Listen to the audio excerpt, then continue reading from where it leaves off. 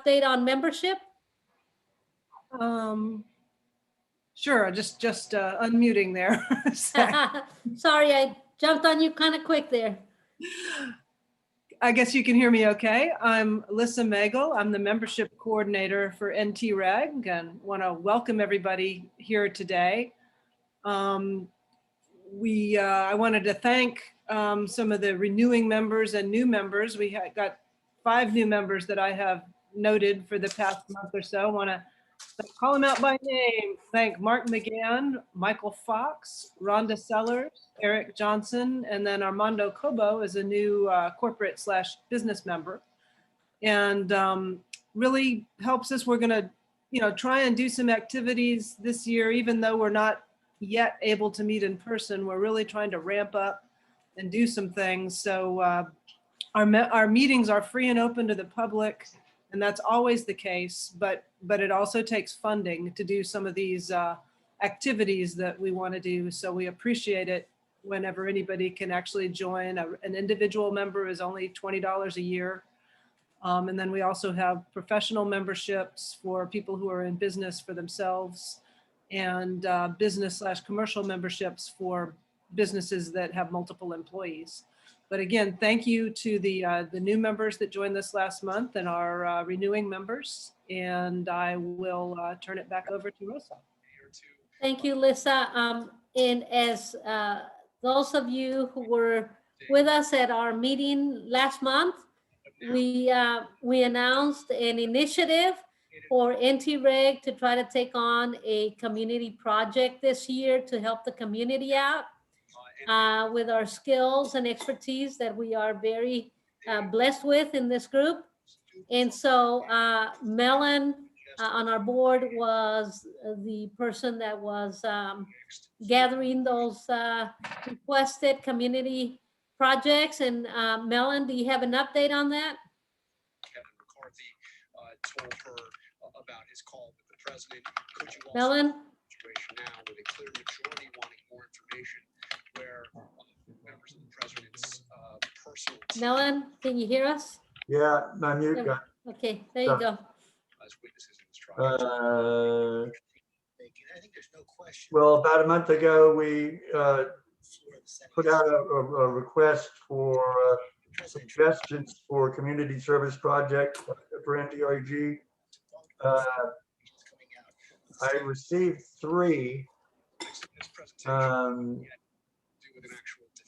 One of them from Tracy concerning the Stella Avenue project, which she will explain in greater detail in a few minutes. Also one from Mark Whitty, proposing sort of updating PowerPoint presentations and audio-visual information for online or for presentations or display at public events when we come out of hiding. And then a third one, a tree planting project from Mark McGann.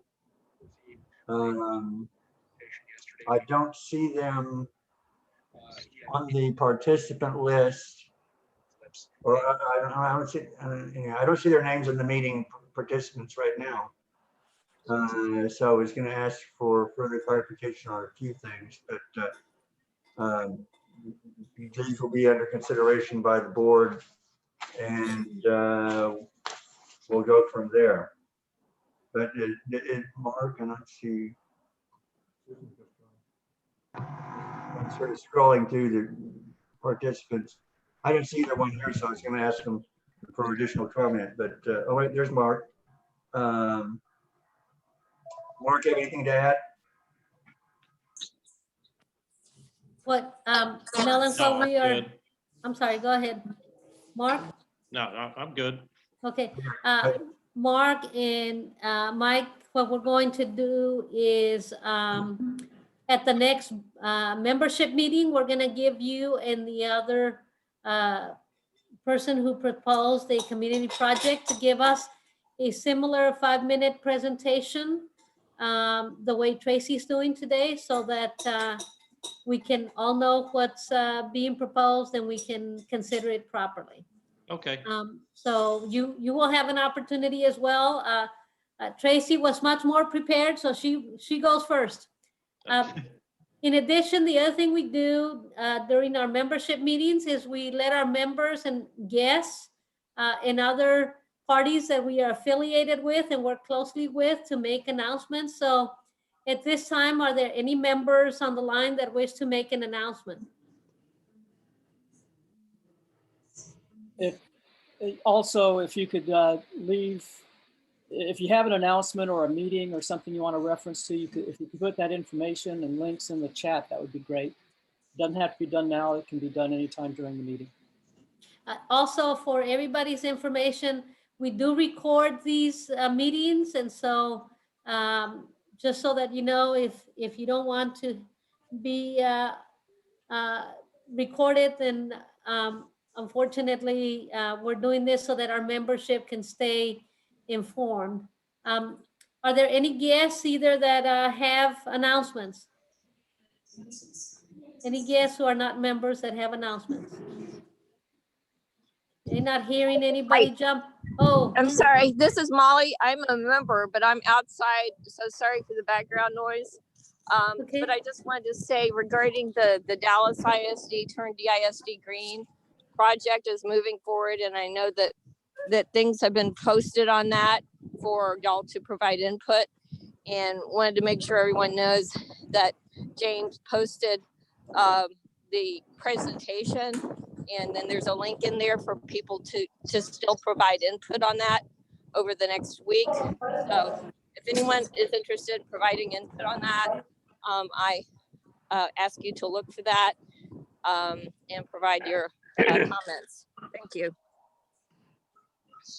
thank you, Molly. Molly's Anybody also- else on? Yeah, Molly's also a member of the Climate Reality Project. We have a link to their next monthly meeting there following in the announcement section. Molly, do you want to say anything about the next meeting coming up, or? No, I actually have been so focused on the Dallas ISD project and then also working on ranch stuff down here in South Texas. I haven't been able to keep up with Climate Reality as much as I should have. Okay. Okay. Just a reminder, it's a protocol for anybody who's not speaking. Please mute yourself so that we minimize background noise and we can hear when somebody else is speaking. Roger, welcome. I saw you as a participant. Do you have anything to tell us about Climate Reality Project? Hi, Rosa. Yes, thanks very much. Delighted to be here. Looking forward to this program a lot. I will say that our meeting next Saturday is featuring a speaker from the Dallas College system, a member of their faculty who's going to be talking about regenerative agriculture, PhD from the University of Missouri. And we have lots of members who are very interested in regenerative agriculture as one of the tools that we really need to combat the climate crisis. I will also say that we have announced our next virtual training program. You can find that information on the national website, climaterealityproject.org. We're expecting an enormous enrollment again for this training program, like we had last July when 14,000 people applied for that training. So if you are interested, please get over to the Climate Reality website. I'll drop a link in the chat. That's fantastic. Thank you, Roger. Welcome, obviously, and we hope Thanks more for of having us can make your meetings. Now that you graciously accommodated us and moved yours to the third Saturday of the month so that we could participate with each other.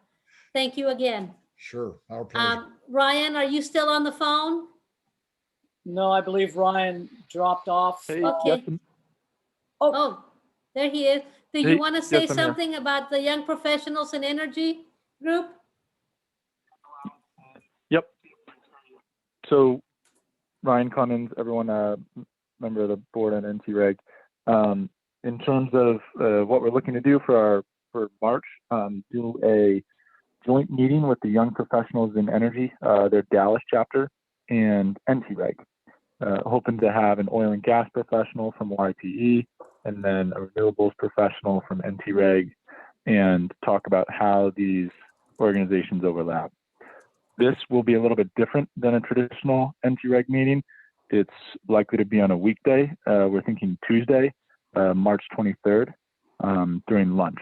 So if you have a break at lunch during your work, we'd welcome you to hop on and hear a little bit about how these two industries overlap. So, back to you, Rosa. In addition, Thank you, Ryan. that'll be. I'm sorry, go ahead, Michael. Yeah, but you'll have to register for that meeting, and we'll have the link on our NTREG website. So when that gets finalized, but that's going to have, we're still going to have our monthly meeting on the second Saturday. So this is in addition to that. And just to follow up on what Ryan said a little bit, Roger and other people on this call probably have heard about the TCEQ taking over the EPA implementation and enforcement of the Clean Water Act, and what's going on with that, with produced water from oil and gas operations. So we need to engage with the young people in energy in the oil and gas industry so that we can know what's going on and how that impacts climate and renewable energy as well. Thank you very much. Michael, I'm going to turn it over to you and be silent. Thank you so much for handling this. Okay. Hi, Hey, Michael, this is Ryan again. I have one last announcement, if that's okay. Yeah, fine, no problem. Sure. Regarding this cold snap that's coming through the state of Texas, electricity prices are extremely high, and the bulk of the generation is coming from coal, natural gas, and nuclear. That's going to be the case for the next 5 days. I know it's very, very cold. If you're able to conserve electricity, I think you're benefiting the entire state of Texas. So food for thought. Any questions? There's a host of news articles out there about it, or go to ERCOT.com, or feel free to shoot me a note. But conserve within reason, but stay warm. Thank you, Ryan. That's a great announcement for everyone. We can all wear an extra sweater for the time being, because this is going on for another week or so. These unbelievably cold temperatures, especially up here in North Texas. So what I'd like to do is I'd like to turn the meeting over to Tracy Wallace, who is the Executive Director of Green Careers Dallas. And she has a short presentation about a project that they have started down on Stella Avenue. And so Tracy, if you can, I'm going to stop sharing, and if you can start sharing your screen. Thanks. And I did not realize today was related to the projects. So this is just a general overview. It's not really an ask towards the project that Mellon mentioned. So I just, some of you all are familiar with our work. We do solar installation training as pathway to living wage work. But during the pandemic, we've had a great pivot, and on this lot, you'll see that 3 nonprofits are building hope on the corner of Stella Avenue and Denley Drive in 75216. So we will be doing our training there. Outdoors is where we transitioned. Oak Cliff Veggie Project, who some of you all may be familiar with, will install a new community garden called Edgemont Community Garden. And More Than a Roof is who really made all of this possible, made the introduction to us to the landowner, the church, and they support returning citizens and do other supportive neighbors in the neighborhood. So our gracious host is Highway to Heaven Baptist Church, and you can see that the zip code that we sit in, 75216, has the highest incarceration rate in Dallas, is an undersourced neighborhood, sits in the of a food desert, like most of the low-income neighborhoods, has an elevated dropout rate and low access to living wage work. And you all may hear living wage work referred to as $15 an hour minimum. So on my screen, I can't really see the title on this one, but it says Resilience Through Education. And the mock training rooftops for solar will be built over here in this corner. And we have a 40-foot container that sits here. Here's the church and the little house here next to the church, more than a roof offices out of. Eventually, we'll have a hydroponic grow container right behind this that will be powered by solar. We'll have solar on the little house. We will have 4 standalone solar-powered rainwater harvesting systems with drip irrigation and pumps. This third lot has no electricity, so we'll have solar lighting and hope to also have a farm stand built in the future where to distribute the greens and other vegetables that are grown here. This next slide shows just a wonderful donation that happened last weekend for us. XL Geothermal took out this broken fence line and all the trees that are grown in. Somebody needs to mute.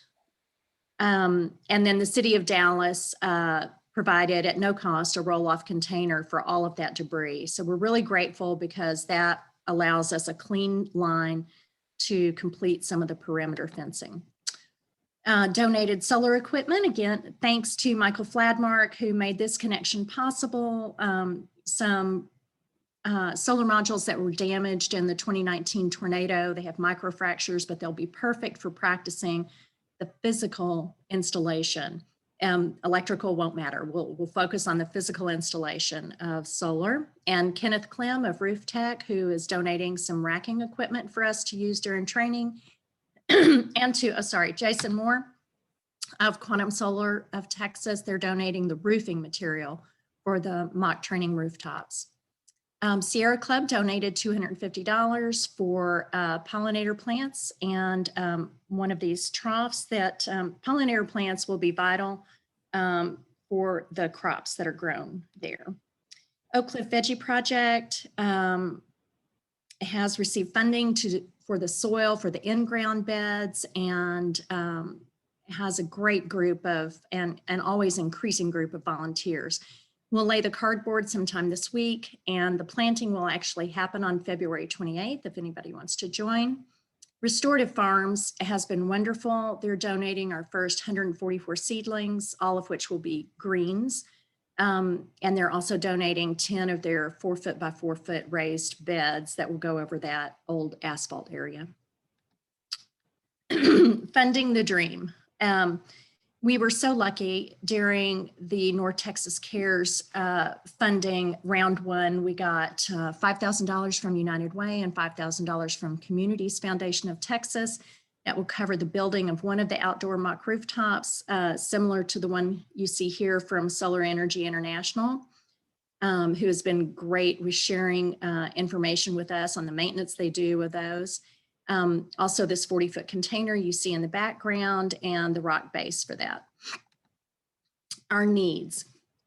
This is what we're asking corporate sponsors for and individual sponsors. So if any of you have access to these, please let me know. To complete the perimeter fencing, we have 6-foot chain link fencing that exists along Stella Avenue and Denley Avenue, and part of our east side, that fencing was still good. It's some of it's leaning, but it will do. But we need to complete that perimeter. It's about 238 feet. And here we've priced the materials only, no labor, but that's $2,100. The security fencing, the reason we're putting security fencing around the work yard of the solar training area is because there will be community work days and families bring their kiddos. We don't want a kiddo to run up on the rooftop, fall off, get hurt. But we do want the community to be able to observe the training. And that's why we picked the press point picket fencing. so people can easily observe, even if there's something going on outside the fence, keeps everybody safe. So that's labor and materials, $5,500.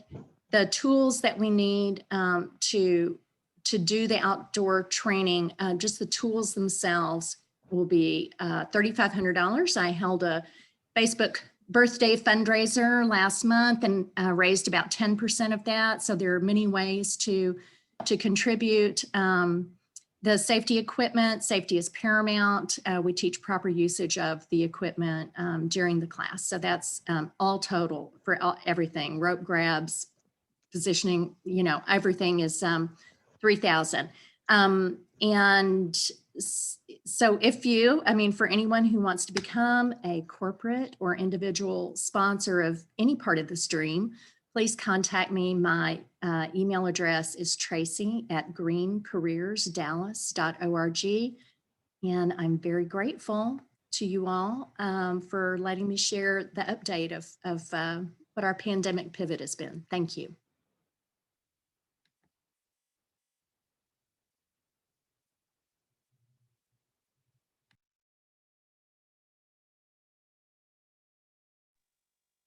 Michael, you're muted.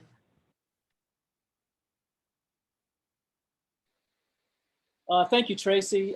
That's fantastic. Your program is well worth you know, knowing about, and hopefully you know, there'll be some opportunities for questions at the end of Efrem's presentation, in case there are any. So I'd like to move to our main topic of today, which is I want to introduce Efrem Jernigan with Sunnyside Energy Trust. He's going to present his story about developing his STEM program that's associated with solar PV. It's based in Houston, and the facility is, it's got a great story. It's associated with Sunnyside Community Solar. So I'm going to turn it over to, having trouble with the Zoom. okay, I'm going to turn it over to Efrem, and you can explain a little bit more about your program. It's a fantastic program down there, and hopefully it'll be an initiative and a model that we can replicate up here in North Texas. So if you can share your screen, I'll stop sharing. Okay, okay, here we go. Thank you so much, Michael. Thanks to Tracy, great friend of mine that I've met several years ago. Good to see you online. And want to thank NTREG for the opportunity to present a little bit about what's happening in Sunnyside. But first, before I get started, I want to introduce this young lady, which for 38 years has been my helpmeet. So thank you, happy Valentine's Day. And so it's good to have her by my side. So thanks for the opportunity to tell the solar story that's happening in Sunnyside. But before, okay, it's not letting me advance my slide. Okay. Oh, okay.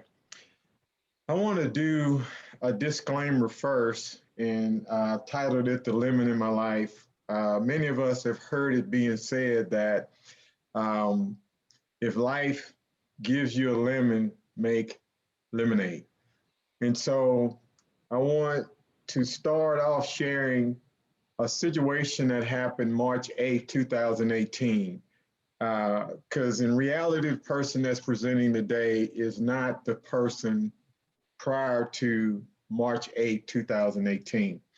So a day at work in which a young 21-year-old person was doing some aggressive work, and I felt sorry for him, so I told him, come sit at my board.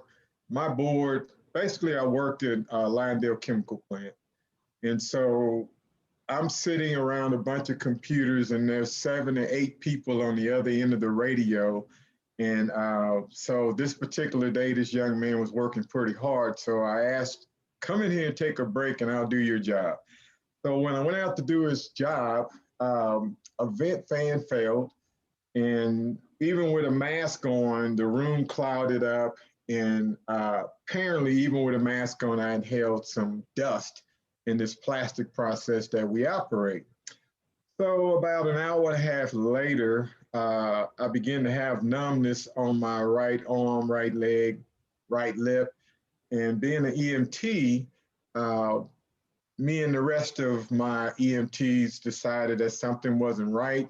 My blood pressure was elevated, 187 over 1, almost 140, and I've never had high blood pressure.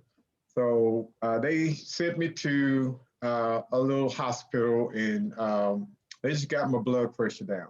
Well, almost 10 days later, we find out that I had a stroke. So apparently whatever was in my bloodstream caused my blood to coagulate, and life has not been the same ever since. So I'm disabled, and I'm not the person I used to be. So I'm going to explain how we got to where we are today. So thanks you for that few minutes to get me to that point. So now this lovely wife of mine that God gave me 38 years ago helps me by guiding me through a lot of what we're going to talk about today. And so she's going to move from my right side, and she's going to flash some things to help me memorize what I'm supposed to be saying. Is that all right with everybody? Yep. Okay. So Perfect. it's great to have a good spouse. Okay. So prior to the stroke, the person that I used to be was one of servitude. I was the kind of person that when I was in high school, and one of my high school mates is on with us, we're going to let Roy Guillory say hello. Say hello. Hello, Roy. Good morning, everyone. How are you? All right. Okay. So we've been together for a while, and he really has my back now. So it first started with high school. I was that kind of person that could go to school a little clouded in my thinking, because, you know, we did bad things on the way to school. And so I could be in a classroom and be clouded, but yet I could hear something and retain. And so I was a guy that really didn't study, still ended up graduating 18 in my class, offered a scholarship to go to Texas Southern and Rice University. But after 2 years, I decided I wanted to serve my country. Well, actually, a recruiter told me that I could design fighter aircraft. So I ended up going in the Air Force. Instead of fighter aircraft, I ended up working on fighter aircraft. So my wife says, slow down. She said, I'm a little fired up. Okay. So I did time in the Air Force, 5.5 years, working on fighter aircraft. And I've always been the kind of person that liked challenges. So I told them that I was going to exit and I was going to go and find myself. And so I exited the military and I became an operator at a chemical plant. So I did 29 years at a chemical plant. And then on that night of March 8th, you know, that lemon situation happened. But I've also been a person with a strong foundation in the church. That started at the age of 14, and I've always had that spiritual side that has led me to be the person who I am, even after having a stroke. And so church led me towards servitude as a deacon. And as a deacon, I gained a strong desire for community, a lot of service in the community, but that service actually stretched toward teaching. And so about 2010, I created what is called the STEM Foundation. And that's basically a Saturday STEM program that teaches 3rd to 12th grade students about science, technology, engineering, and math. That programming was inclusive of 4 Saturdays a month, and we would have a presenter every Saturday, and once a month we'd take a field trip out to the STEM industry and let kids see STEM in action. Some of those field trips were out to Lyondale, where they were able to see a process that basically converts a gas that you can't see into a powder, and then a powder converts into a pellet that is traveling all across the country in these rail cars. But back to the job. So in this chemical process, with those 7 or 8 people on the other end of that radio, I felt that I was having some memory problems, and I felt that I was actually putting people in jeopardy. So I went, and actually I'm going to explain something that led me to this. In 2018, the summer, we took 86 kids over to South Africa. And I don't know if you've ever flown to South Africa or anywhere where you're on a 12-hour flight and you've had a stroke before. And so as you're sitting in a seat for 12 hours, knowing that if I have another stroke, I'm not going to make it. So of course I couldn't tell Tammy, my wife, what I'm thinking, but a lot went through my mind.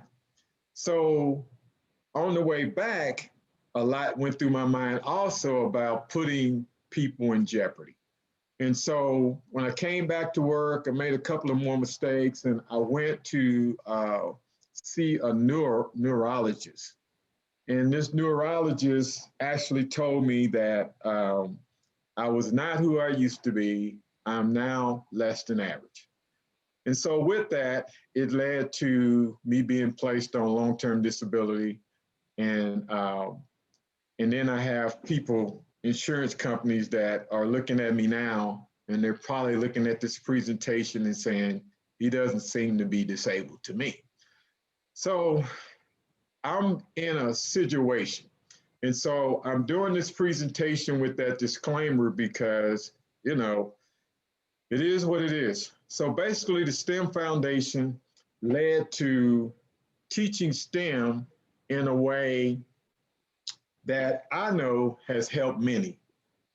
We noticed that our students were struggling with math. The traditional aspect of teaching math through a chalkboard just wasn't working.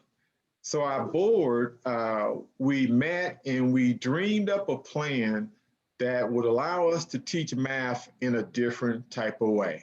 And that way became solar. So I put 4 kW on my birth home that we'll take a look at in a few minutes. And we also built a 20 by 30 outdoor classroom. And it allowed us to bring the STEM kids in an outdoor environment and to teach them math by counting kilowatts of energy made. So needless to say, in the first, I think it was April or May of 2017, we brought one of my parents' light bills, and the light bill was a negative $474. And so as we're sitting here with students and parents, and they're looking at a bill and they're asking, how can this be? But it gave segue and a very strong point that if the sun shines in Sunnyside on my parents' home, we're making energy, and sometimes you can make more energy than what your house needs. And so to the extent of a negative $474. So needless to say, I had everybody glued, both students and parents. And at the outdoor classroom, we also added another component. I'm happy to see that Tracy, in which I've talked with a lot, we're kindred spirits because we mixed solar with agriculture. And so we took something that kids knew and added in something they didn't know, because we knew on the solar farm that we're going to be talking about in a few minutes, it's a landfill. And on a landfill, we knew we could not dig. Therefore, we had to learn a different approach to growing. And that approach is aquaponics. So we took soil that everybody knew, and we took aquaponics with goldfish, and that goldfish component really suckered up a bunch of kids. But needless to say, 80% of them wanted to be on the soil team, 20% wanted to be on aquaponics because they just didn't know. Needless to say, aquaponics won. And so what it did, it allowed us to know not only can we do solar on the landfill, but we can also do aquaponics as well.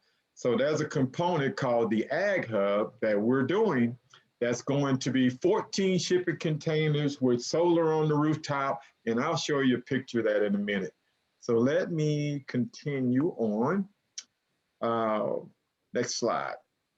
So this is my parents' birth home, where I was born. My parents weren't born there, but I was born there. And so we put the 4 kW on the back, and it's eliminating their energy needs. They're having a surplus pretty much every month. And I think that's one of the best ways you can bless your parent, by giving back. And so to the left, we see the building of the solar outdoor classroom, which is 20 by 30 carport. And you see the tractors, and our STEM program allows the kids to utilize a tractor, zero-turn mowers. There's a lot that we do in our programming that is very non-traditional. Okay, celebration. So once we had it all finished, all of our team and several other people came out, and we did a ribbon cutting ceremony, and we let the lessons begin. So my coach is saying, slow down. Thank you. Voice is too low. Yeah. Okay. Next slide. Okay. So in preparation for what's coming to a community of color, and let me explain what I'm getting ready to say. In a community of color that the majority have no idea what solar is. No, you can only see Efrem. Okay. Can you mute your mic, please? I hear my VP, Elvis Prince. You can say hello. I just muted him. Okay. All right. So it's good to have my vice president online. Thanks for the support.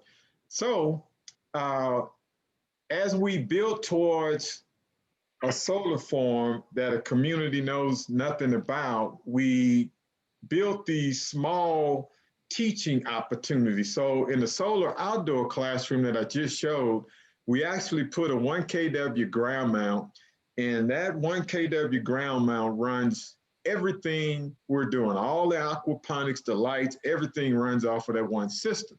But there are inclement days in Houston. Hopefully it won't be snow, but there are some rainy, some hot days. And so we felt we needed to move our class to an indoor facility. So this facility that we already have been funded, and I want to give some thanks to some funders, United Way, Chase Bank, Acceleron, that's going to allow us to have a computer lab, LIST, which means Local Initiative Service Corporation, the Arnold Foundation, Houston Endowment, and several others that have caused this to be a reality. So we're presently building this right now. Right here is a shipping container.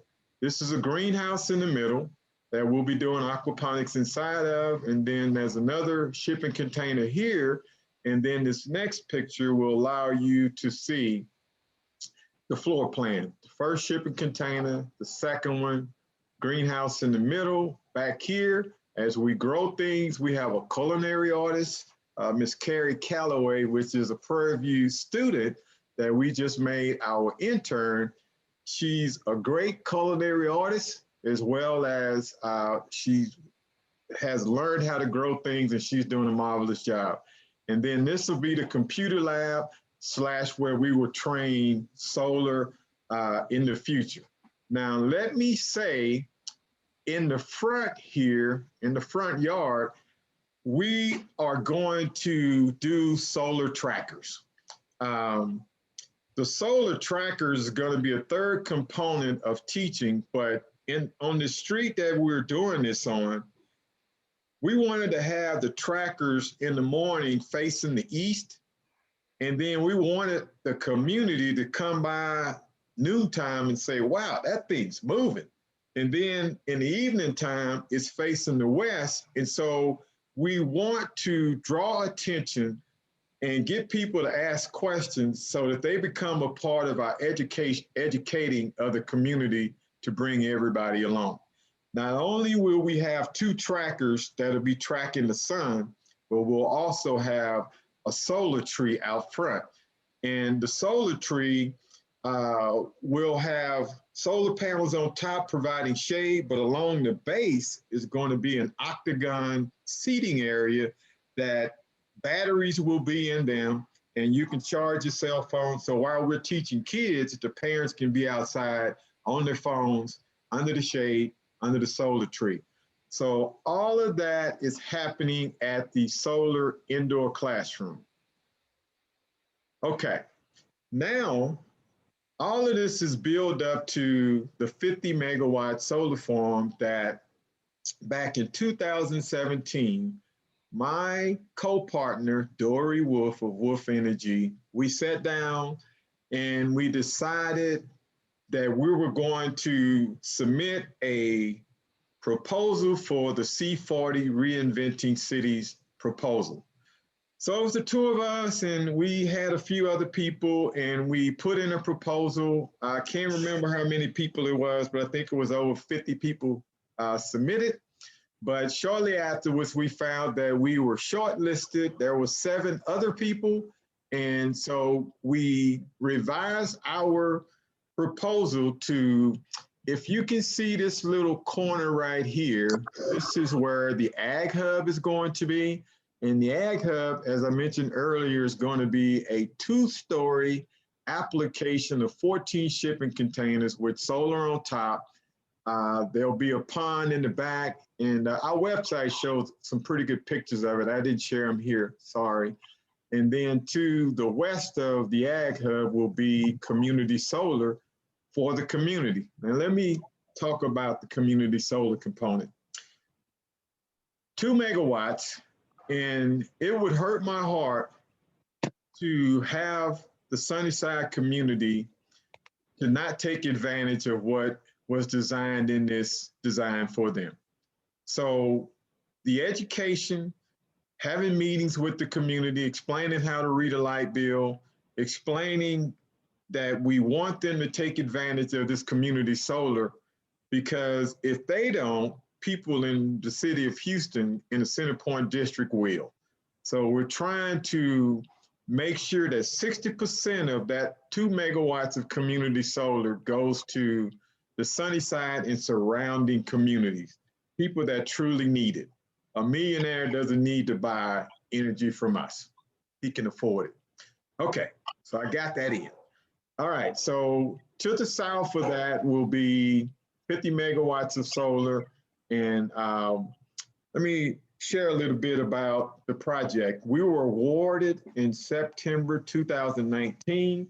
And of course, the pandemic has caused a delay. And we just finalized the 25-year lease with the city. We're going through TCEQ and ERCOT with their permitting, and we shouldn't have a problem, but you know, there could be snags. But we are at the point now to where in the next 3 to 4 weeks, we're hoping that all the permits are signed and we can start what's called restoration. And restoration, simply knocking down all those trees and churning them up. And because it's a landfill that's hilly, we can churn them up and we can create a new level. And when we create the new level, we can start putting the ground mounts in and start our construction. So hopefully in the next 2 years, you all will know and be able to visit Sunnyside Energy Solar Farm. All right, advancing forward. Some things that are in progress before we get to the solar farm. Because I'm the president of South Union Community Development and the vice president of Sunnyside Energy Trust, it means a lot to me that the community is as engaged as possible and benefits on something that's happening in their community. So I think my friend and the person who's taught me so much about solar, Bill Swan, are you online? Say hello. Unmute Bill, yourself, Bill. I just want you to say good. There I am. I'm sorry. All right. So Bill Swan has taken this slowed down person and has taught me some things about solar that amazing. Bill helped me build the 1 kW ground mount that's at the outdoor classroom. And he's my sidekick. And there's so much that we have done thanks to Bill that, like, even at my home, we took my 10 by 10 solarium and actually put 6 panels on top of it. And so I'm practicing at home. So I take that probably 2 kW of energy, and I have a greenhouse and I'm growing stuff with that energy. So thanks to Bill, that's teaching me how to build, we're now converting all of that Bill does into solar training for the community.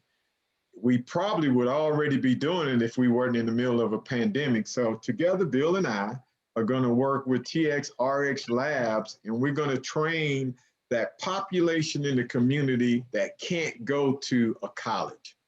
And I like the fact that Tracy is doing the same thing, because everybody is not college bound. And so we can take that audience, we can teach them, and they can be a part of the solar farm and all the entrepreneurial things that are going to happen in Sunnyside. Now let me put a plug into my newfound partners. 331 STEM Energy is really my sidekick, Roy Guillory, that I grew up with. Because I can't drive, he drove me to Austin, and we attended a conference about community solar. They wanted us there because they knew we were doing community solar with this project. And so TEPRI, along with University of Texas, University of Michigan, Minnesota, they were all there, and they were the ones who put this project together. And so afterwards, we decided to go after this National Science Foundation planning grant, that we could do some planning of community solar, not only in Texas, but we can do it in Minnesota and also in Michigan.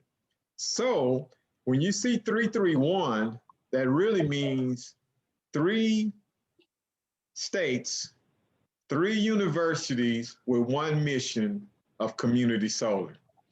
And so we're working on a work that's going to happen, and you all know more about it, but hopefully, is any that team on the call? Say hello.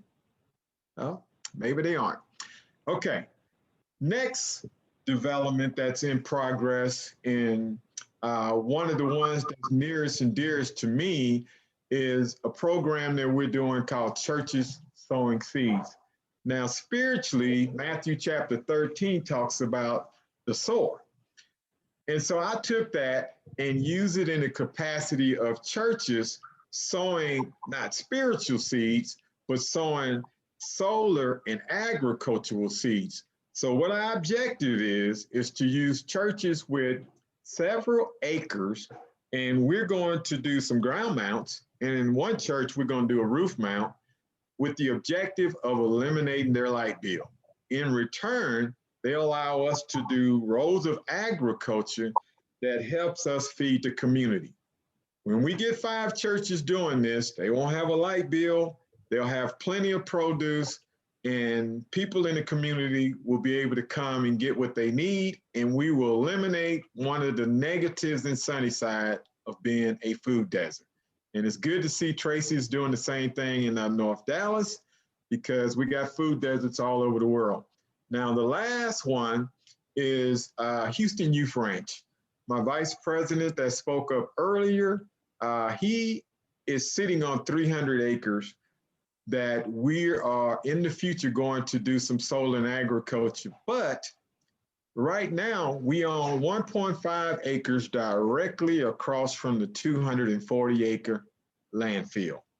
We're going to take that property and we're going to create an aspect of the Houston Youth Ranch that will allow a feeder pattern of students from Sunnyside, from middle school to high school, to come to that location, learn solar and agriculture, and then once we have piqued their interest, they can either go to Houston Community College, which is less than a quarter of a mile.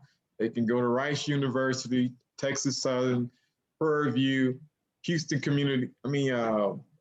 University of Houston. So we're just trying to sow a seed that allows them to go and get their certifications, whatever, so that they can get the jobs at the solar farm. So those are the things that we have in progress that are built up. But most importantly, we want everything we're doing in Houston to be seen as something that can be replicated across the country. We even do a work in South Africa, so we would love for this to be replicated there as well. Was happy to know that we're sharing it with Dallas, because what we do in Houston, we would love to do again in Dallas. Because keep in mind, a part of our mission is sowing seeds of success. Now, in closing, we want to help you. And in turn, we hope that you will help us sow seeds as we endeavor to do solar and agriculture in Houston. So while we're in our phase of development, if you can help us, we look forward to working with you and helping you in Dallas and wherever in the world that we can. So thank you for your time. Now, if there are any questions, I look forward to giving some answers.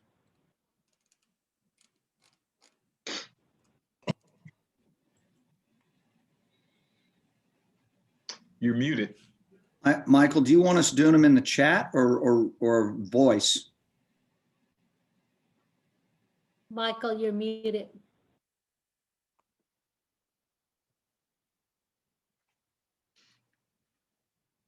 Do you hear me now? Yes. Okay, so I am going to share my screen, but what I'm going to do is just show, hang tight, the gallery view. Does everyone see the gallery view?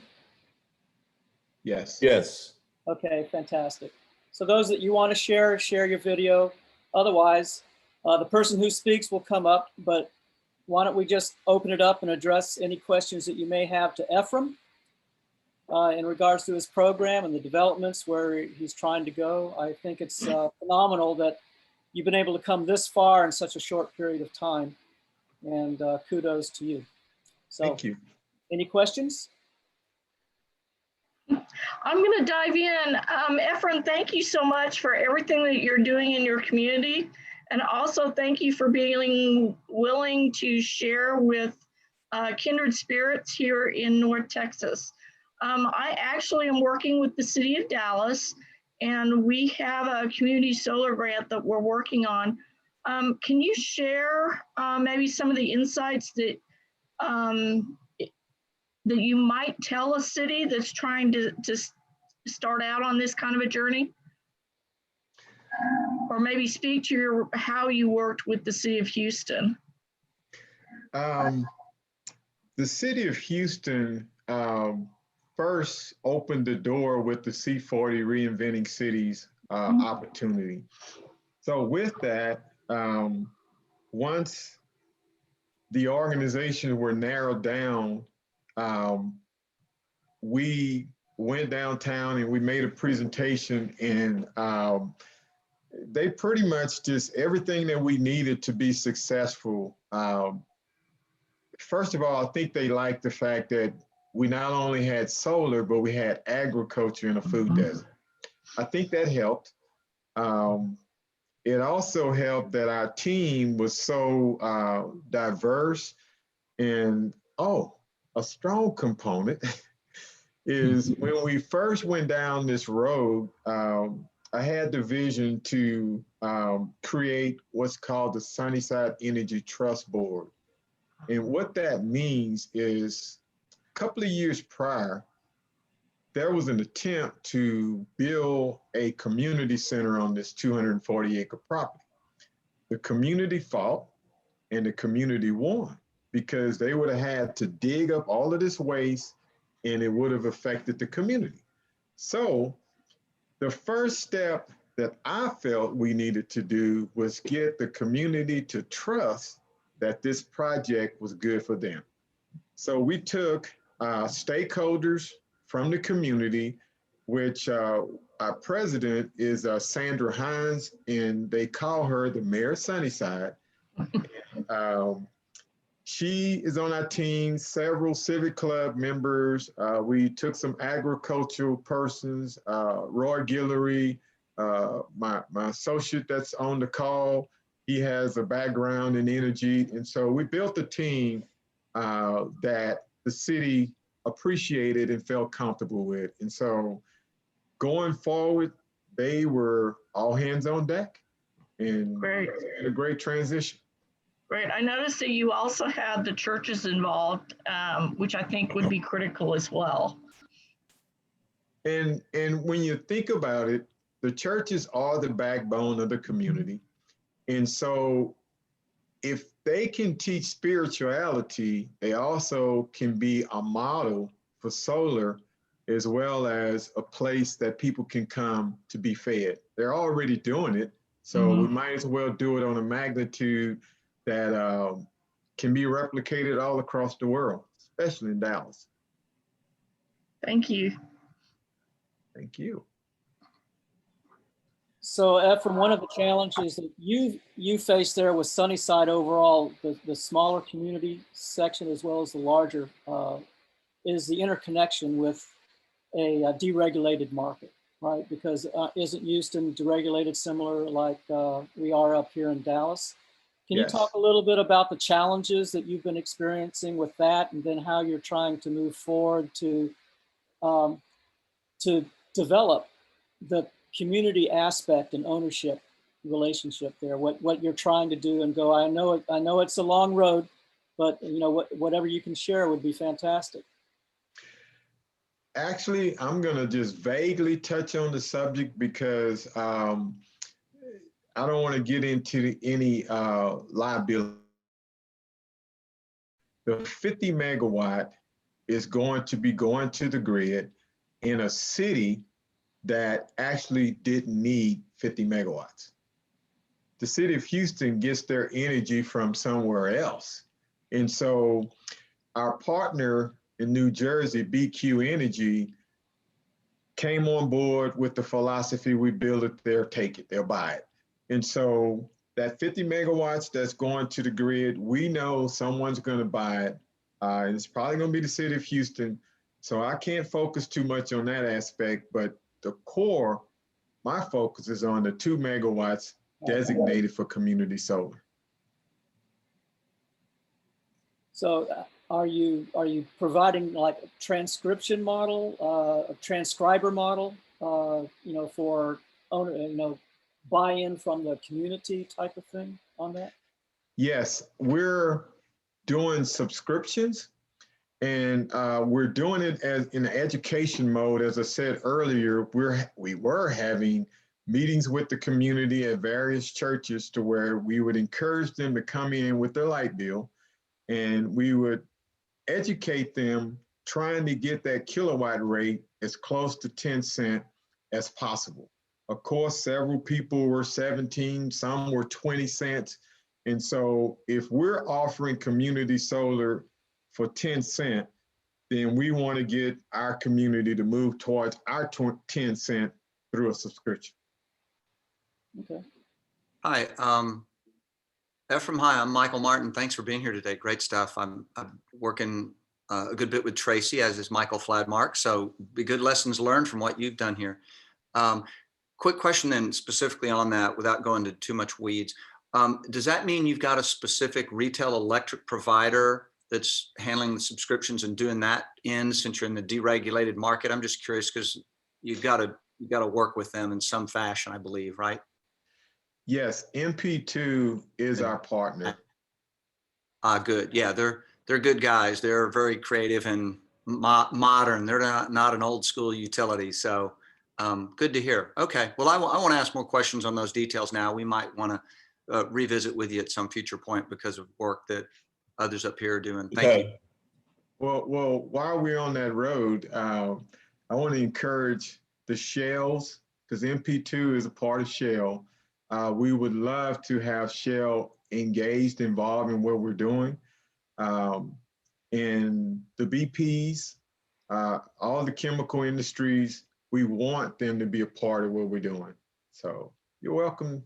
Reach out to us. Come on, folks. There has to be some questions out there. This is a pretty engaging opportunity to meet with a doer and shaker down in Houston. This is James Ornstein. You've had some good press lately involving the city of Houston and the mayor and climate mayors or something. I don't know if you wanted to elaborate on that. Basically, having an endorsement from the city of Houston mayor in several departments is really a great achievement because after he makes an endorsement, then everybody starts supporting.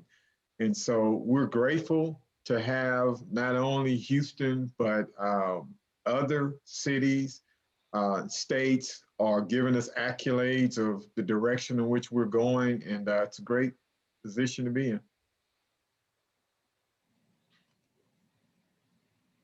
All right. Well, are there any comments from your associates that are online here that may want to make a comment regarding, the program and progress and goals? Roy, you have any comments you'd like to make? I would just like to first congratulate my lifelong friend, Efrem Jernigan, on the work he's done. And I'm happy to be a part of it. I've been in the retail electricity and natural gas market for 15 years and have worked throughout the deregulated markets in the United States. And it's almost just a perfect plug-in for me to be on his side to assist. Challenges that you overcome, challenges to overcome? I guess they're good things. It's teaching us a lot about, of course, running a business. Infrastructure is what we're working on now. And there's so many projects in front of us to whereas we just want to be as efficient and proficient as possible. Hey, Efrem, it's Tracy. I'm going to have a question that's probably different than anybody else on this call. Can I ask what size your board is? I'd like to know what size your board is for the nonprofit. Our board consists of 9 right now, but we are expanding thanks to United Way Blueprint Program, as well as another organization called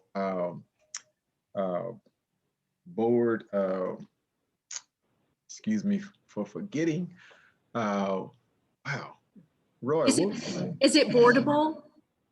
No.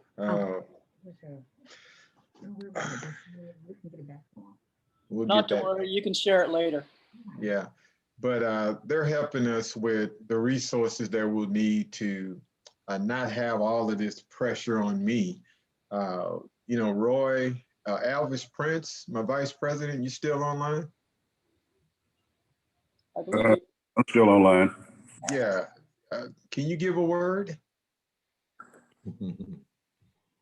Sure I can, but I guess the main thing I would say that dreams do come true. I guess I've been with Efrem for 25 years or more, and he has had this dream for an extended period of time, and I have watched him diligently worked so hard in the Sunnyside community, trying to, from a program of 1 or 2 students until where we are today.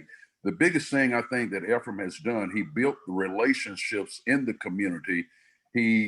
Number one, his love is for that community because that's where he grew up. That's his birthplace. And so he has built up so much, so much backing in the community he has the community's trust and he has the community's backing. And I think that was probably the best and the most important thing that we have done as an organization is to get the backing of the community. And once we had the community support, all the parents and all the people that live in the community, the businesses, and once we gained their trust and confidence, everything else seemed to have fallen in place.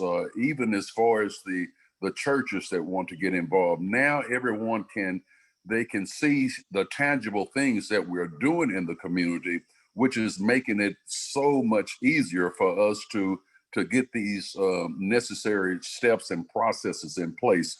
So it started with a dream, but now that dream is coming to reality, and now we can see the fruits of our labor and our motto, sowing seeds of success. If you sow sparingly, you're going to reap sparingly. And so we believe that you have to sow bountifully so we can reap also bountifully. And that's what we have done. And I am so proud to be associated with Efrem in the program. And we have a remarkable board. Our board, it has become very challenging now. That's why we are working with the other groups to expand the board that we have, because we did not, I guess we dreamed it, but we didn't know that the reality would be so large and so overwhelming. Now we have to bring in other partners that will help us to bring all these successes about. So I encourage all the communities to join in, but it has to be a community effort. You can't be an individual effort. It has to be a community effort, and you have to gain the trust of the community. Board lead. Thank you, Al. While Al was talking, and gave me a chance to rewind my mind. That other organization that helps with board members is called Board Lead. Board Lead. Thanks so much to them and the gifts that they're offering or giving our board. I also see Bill Swan. If you can, could you share a little bit? Well, thank you. Let me start video too. I'm glad that Efrem mentioned an alliance with TXRX Labs. Tracy, I believe you visited there once. It was near that Urban Harvest installation that we toured. Yeah, that was great. Thank you. TXRX Labs is a makerspace, but is branched, and by the way, they're going to a much larger location now, that is branched into a workforce training, and they have classrooms and huge acreage. I certainly hope at some point we can get a grant from Green Mountain to build out a little solar there. Anyway, I just hats off to TXRX Labs. Thank you. And Bill, thank you for training me. Hey, Efrem, I'm kind of intrigued by your program with the churches and developing the excess properties for developing urban farms within food deserts. And so I think, are you, are these churches that you're working with, are they within the Houston city limits or within Sunnyside, or are they within city limits? And then are there any issues or challenges associated with getting permits to develop that spare acreage for them to do like a ground mount system for their, for their energy needs? That's a new program that we just thought of December. And so we're working through, but we have reached out to 5 churches that are willing. They're in the Sunnyside community. Okay. And they're willing to do whatever it takes to promote solar.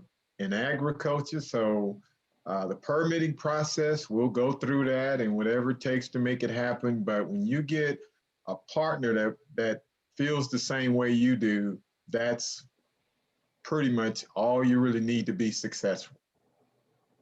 Okay. Efrem, this is Rosa Ornstein. I wanted to follow up on the buy-in from the community. As you know, communities of color have infamously been taken advantage of in many respects and exploited. And so my question to you is, what was your biggest challenge you had to overcome to get community buy-in, to get the community comfortable with what you were doing? I think one of the strong assets is being born and raised in the community. My parents are very active, and a lot of the community knows my parents. And so I would go to the civic club meetings, and I would be a voice, not just rumor mill, but I would show up where the hard questions are. So the people that were fighting the hardest in negativity, that's where I'd go. And so you rule out false with the truth. And so that's how we started winning them over. And there's still some advocates. I mean, some, what's the other word? Still some people out there that don't like our vision, but I would say they're probably down around 2 to 3% now. Excellent. And how long did that take you to overcome the community lack of confidence? Let's call it that. We're about a year, couple of months in the making with the trust board, and with I think it's 8 of us. We're looking for a 9th person to kind of odd things off, but the 8 of us have a circle of influence, and we've been, you know, I think we would be a whole lot further ahead if it wasn't for the pandemic. Prior to the pandemic, we were having 2 meetings a month at various churches, and we were winning. But since last January, we haven't had a public meeting. And so trying to take a community, and I'm going to speak a little bit about the community. It is a disadvantaged community that's ranked 6th in the nation in crime. And that's hard for Roy and I to even fathom that we're in a neighborhood ranked 6th in the nation in crime. We don't see it, but the numbers don't lie. And so to take that population and to teach it something they don't understand and to get us where we are, I think it's a major milestone. So the kids that are going through your program right now that learn about aquaponics and learn about solar, do you have, you know, what are their testimonials? I mean, have you had any that graduated out of high school and they've tried to continue going into renewables as a career path or anything like that? Our program is 11 years old. And as Alvis said, we actually started with 2 kids. And those 2 kids were in the church. Now, most churches are all over Houston.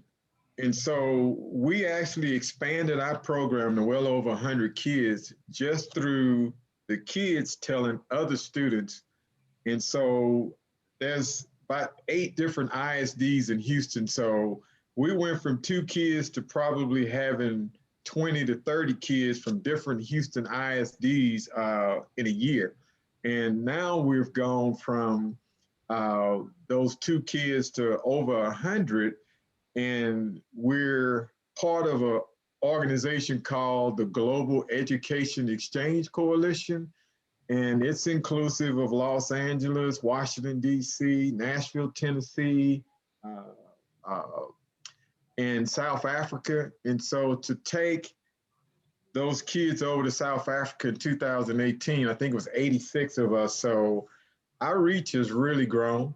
And so the kids are the best sales men and women, or sales boys and girls you can have. So those kids have fun, they tell their friends, and in those 11 years, we just had 4 graduates this year that we gave scholarships to, but we've sent 34, 35 kids to a college or university, and 2 of them have graduated from university, and 1 of them volunteers in a program from time to time. So we feel pretty good about a small organization that really doesn't have any staff. We're all volunteers for us to have the successes we've acquired.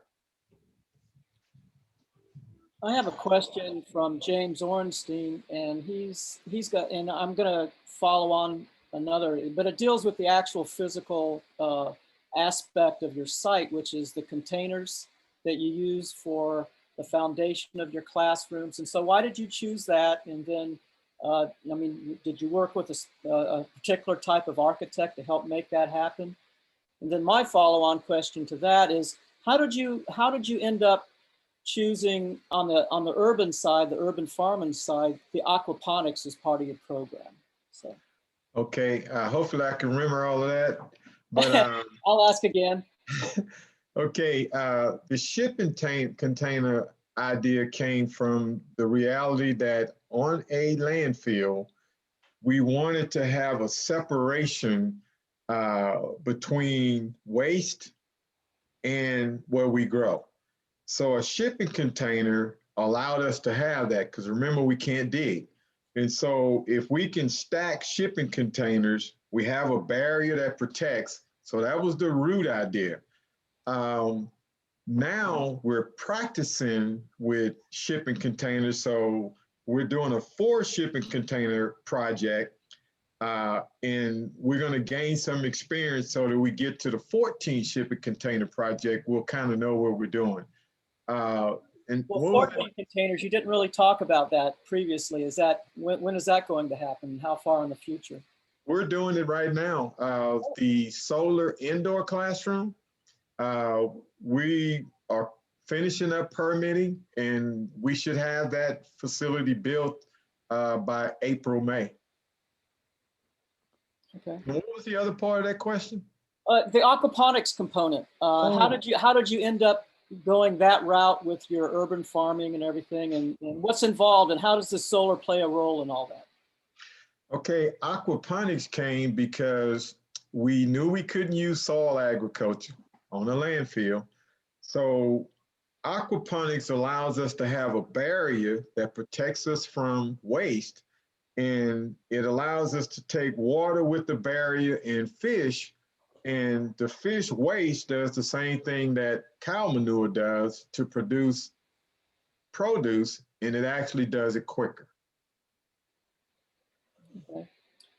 Are you also incorporating like rainwater harvesting, and then the pumping of water through the system and everything? Is that being all solar provided?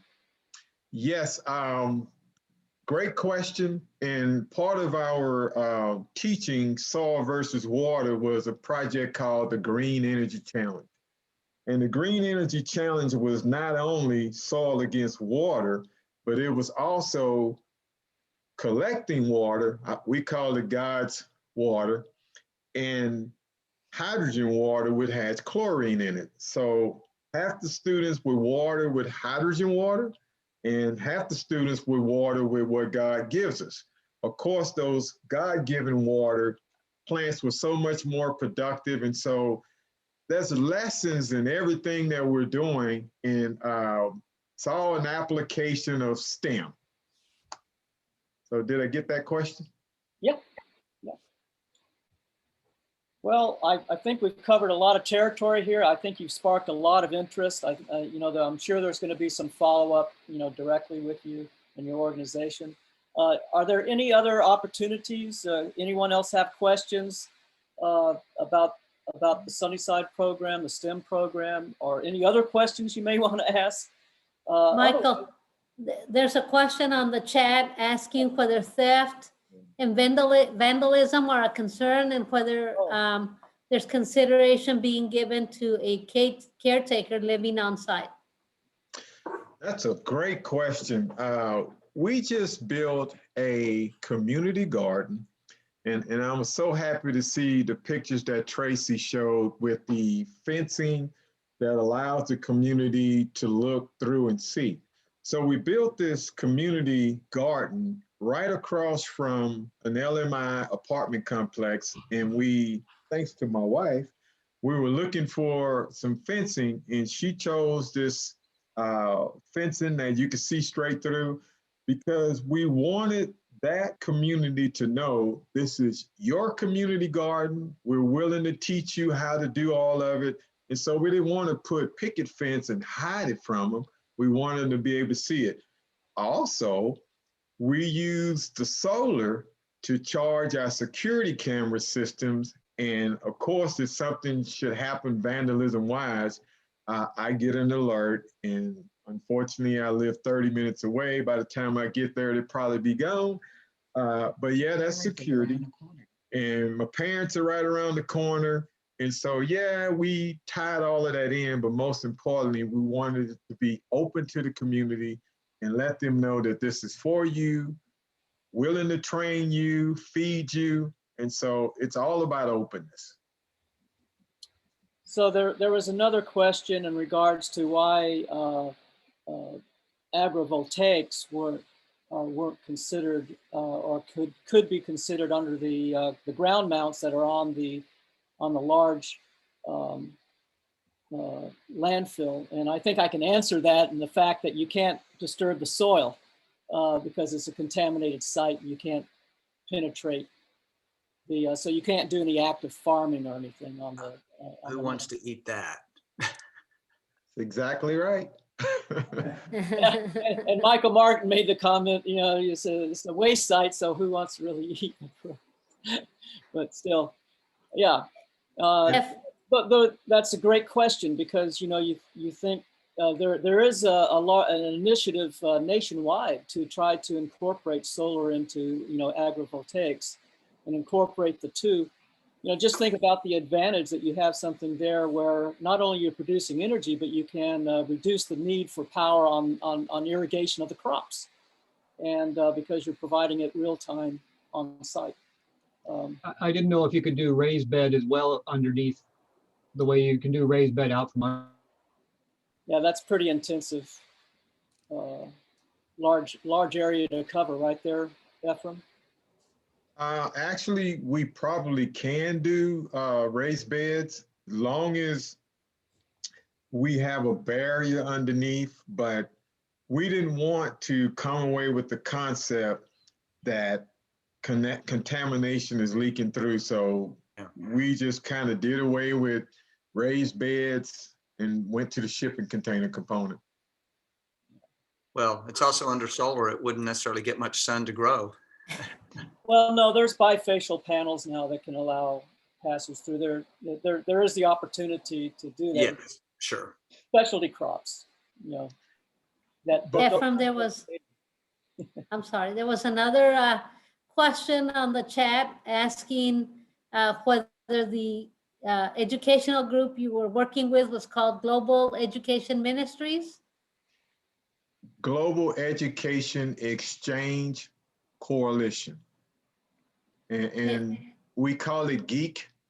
And, you know, most people say geeky, but we go there and we do solar experiments. One of the things we did in South Africa is we gave away 100 solar lamps. And so we took a solar lamp about the size of a cell phone and had about a 10-foot cord, and that bulb, you know, would light up their homes and inside their homes for 8 hours. And then we had a concert in the Soweto Theater where Mandela did most of his work. And so there's an arts component of what we do as well. So we try to tie in, and let me just mention another component. One of our strongest partners is Rice University. And Rice University's architectural program has been working with us for about 4 years. And just last week, a couple of weeks ago, we did an engineering design challenge to where kids design a structure. The structure had to be as tall as themselves, and they had to be able to explain how they built it. And we offered a scholarship for $5,000 first place, second place, $2,500, third place, $1,000. And so that's how we teach, you know, just try to inspire in creative ways. And I think as a follow-up to that, you had mentioned that you were educating these younger people to move on to certifications and possibly universities so they can move into the solar industry. I assume that through those partnerships, that is how they're getting their educational credit, so they do qualify to move on to higher education or to their jobs and certifications? You're correct. And I think I vaguely spoke about the feeder pattern of getting middle school kids interested in solar and agriculture. They move on to high school, and then from high school to one of the universities. But I also mentioned that Bill and I are going to be working with an audience that it's not college material. Maybe something happened in their lives to where they may have a record. But we can teach them solar and agriculture, and they can become a part of this movement, Sunshine and Sunnyside movement. And so the door is really going to be open to the entire Sunnyside and surrounding communities. I have to commend you for the vision and the fortitude to I'm giving this lady some you credit. are right now, and your team that you've put together, because it takes a team. Sometimes I call it a village to make things like this happen. And so thank you again for sharing your story.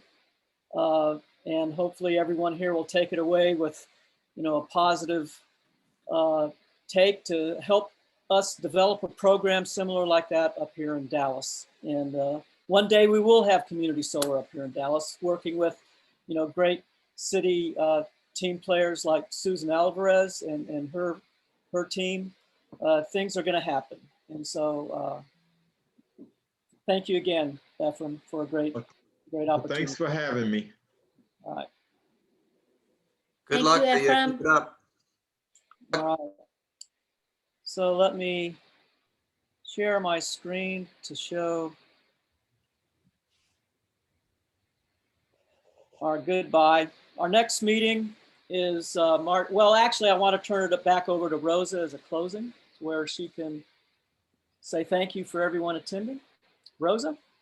Well, first, very quickly for the members of NTREG, we had an election going on for the positions of secretary, event coordinator, member at large, and program co-coordinator, and we had a glitch. So instead of the voting by the members taking place this past week, we're going to do it this coming week. So for the members, please be looking out for the message from MailChimp and the Groups.io for voting on the nominees for secretary, event coordinator, member at large, and programs co-coordinator. With that, again, I want to thank everybody who attended. And Efrem, we can't thank you enough for your presentation and your willingness to share with people up here who are interested in doing the same thing up here in Dallas in the North Texas area. And we can't thank you enough to you and your team for everything you've done today. Our next meeting is on March 13th. It will be by Zoom again until this pandemic lifts and we can go back to our regular meeting place. We will have that meeting again. It's the second Saturday of the month. Anybody can join and listen to the programs that we bring. I think they're informative and they let us know what's going on in other areas of the state. We haven't determined the speaker and the topic yet, but hopefully in the next 2 weeks that will be finalized and we'll start posting that. With that, again, can't thank our speaker enough and his team. And thank you all very much for attending today. Have a good rest of the afternoon. Happy Valentine's, everyone. Happy Valentine's, everyone, and thank you very much. Rosa, you. can I make one last comment? Oh, Sure. We're good till noon if you want to hang around for a while. No, I just, there's Houston Renewable Energy Group here in Houston that, thanks to them, I met Dory Wolf and I met Bill Swan. So I just wanted to give a thanks to the Houston Renewable Energy Group, as well as my team that joined me this morning, because without them, I wouldn't be able to remember and do all of this stuff. Thank you, team. Thank you, Efrem. You're welcome. NTREG works with HREG through the Texas Solar Energy Society. So that's how we're all interconnected with you too. Man. Yeah, they're part of the Texas family, Texas Solar Energy Society, which is part of the national group, which is the American Solar Energy Society. So we want to thank them as well for supporting NTREG. And thank you, everyone, all our members and attendees today. We look forward to you next. Somebody, bye. I have a request. Hello. Oh. Sorry about that. I think that's me. Mute, Melon. Take All care. right. Thank you. Bye. Oh.